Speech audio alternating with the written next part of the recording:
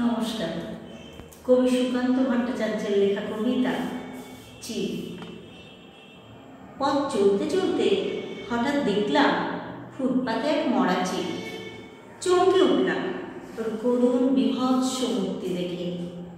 অনেক উঁচু থেকে যে পৃথিবীটাকে দেখেছে, লুণ্ঠনের অবাধ পরিবেশ, যার সেই দৃষ্টিতে কেবল ছিল তীব্র লোভ আর ছোঁ মারা দস্যু প্রবৃত্তি। তাকে দেখলাম ফুটপাতে মুখ গুজে পড়ে গম্বুজ শিখরে বাস করতে ইচ্ছি। নিজেকে জাহির করত সুতীক্ষ্ণ চিৎকারে। হালকা হাওয়ায় ডানা মেলে দিত আকাশের নীলে। অনেককে ছাড়িয়ে একক পৃথিবী থেকে অনেক অনেক উঁচুতে। অনেকে আজ নিরাপদ, নিরাপদ ইঁদুর ছানারা আর খাদ্য হাতে ত্রস্ত পথচারী।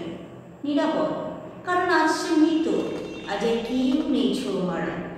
ওরই ফেলে দেয়া উচ্ছিষ্টের মতো ও পড়ে রইল ফুটপাতে, শুকনো শীতল বিকৃত দেহে।